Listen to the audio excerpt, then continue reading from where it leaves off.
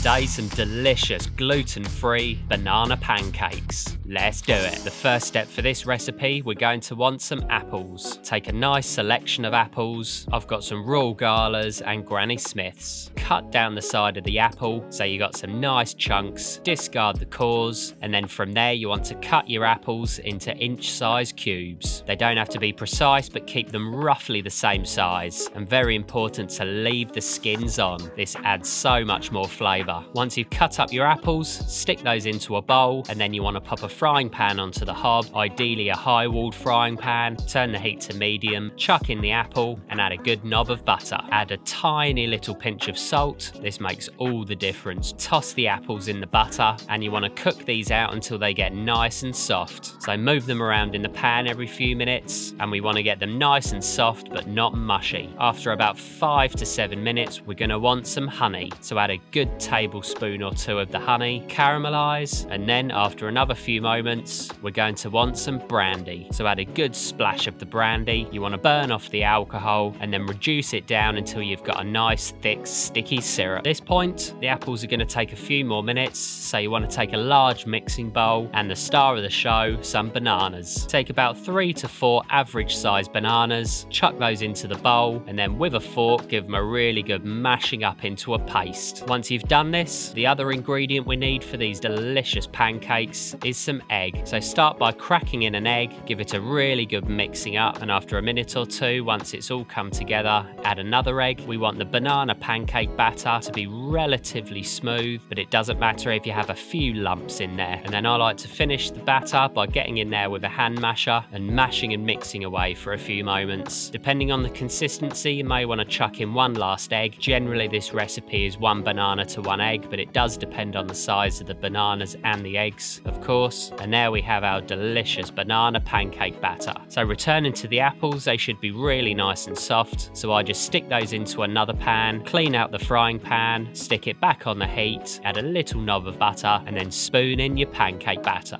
Shake the pan to spread out the batter, and after a few minutes, it will start to come together. Work the edges every minute or two with a spatula, and we want to cook this out until the top of the pancake is no longer runny. And at that point, we're going to flip. Turn up the side of the pancake, make sure the bottom is nice and golden brown, and then you want to turn the pancake out onto a plate, and then be really confident and flip it over back into the pan, and it's going to take another few minutes to cook off on the other side. So shake the pan, give it a check after a few minutes with a spatula, and once the bottom is nice and golden brown, we're good to go. So lay the pancake out onto a plate, add some of your delicious caramelized apples, and I like a nice tablespoon of some clotted cream, drizzle the pancake in some honey, and there we have a delicious gluten-free treat. All that's left to do is to get stuck in. So give them a try, and I'll see you next time.